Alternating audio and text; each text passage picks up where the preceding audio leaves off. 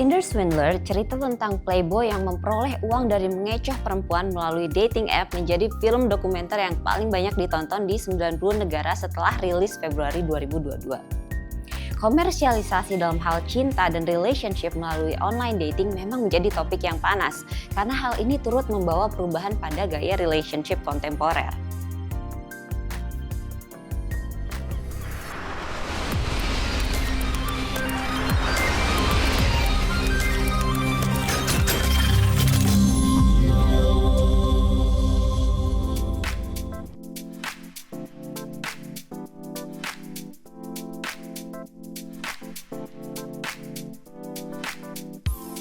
Hai teman-teman pembelajar, ketemu lagi dengan saya Angtiasti Jiwasidi di Binus First Inside Blitz. Kencan online membentuk kebiasaan baru dalam mencari pasangan, dan berjibunnya aplikasi online dating memperlihatkan peran teknologi digital dalam membangun hubungan asmara. Kecenderungan yang sering kali diamati adalah semuanya serba instan dan mudah. Memulainya instan, mengakhirinya juga bisa instan. Teman-teman pernah merasakan di ghosting atau ditinggal tanpa kabar? Atau justru teman-teman yang suka menghilang tanpa kabar? Sejarah aplikasi online dating bisa ditarik dari tahun 1965 ketika Operation Match dan Eros diluncurkan. Lalu Match.com, situs kencan online pertama di dunia, dirilis di 1995, dilanjutkan dengan Badoo di tahun 2006. Perubahan aplikasi kencan terasa ketika Tinder muncul di tahun 2012 dengan memperkenalkan elemen gamifikasi swipe.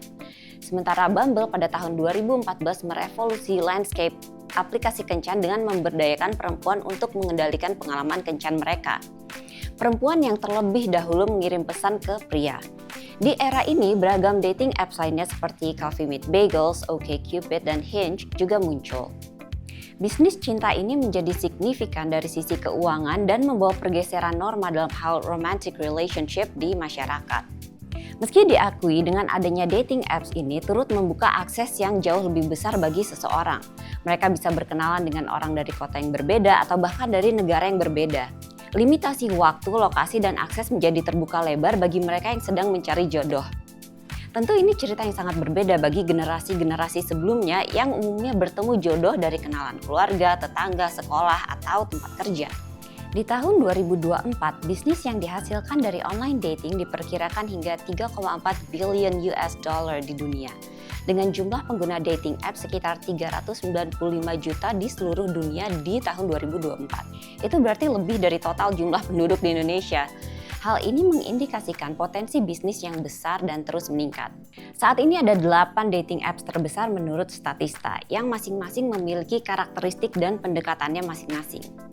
Misalnya, Tinder memiliki karakteristik menemukan pasangan yang dekat dan cepat dijangkau. Biasanya lebih sesuai untuk yang masih berusia muda dan ingin berpetualang.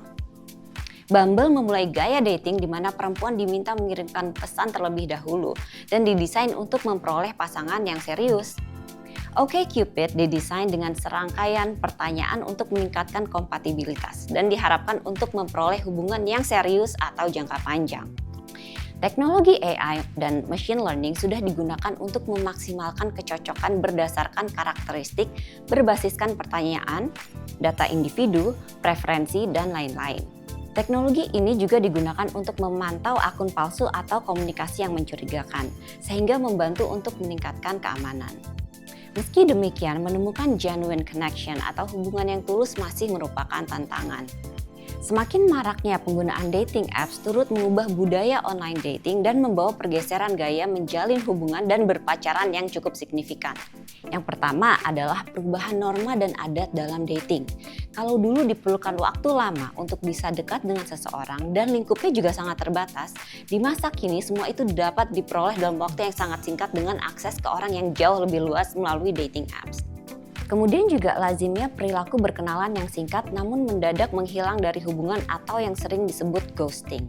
Sebuah studi tahun 2019 menemukan bahwa 74% responden percaya bahwa menghilang tanpa kabar adalah cara yang tepat untuk mengakhiri sebuah hubungan.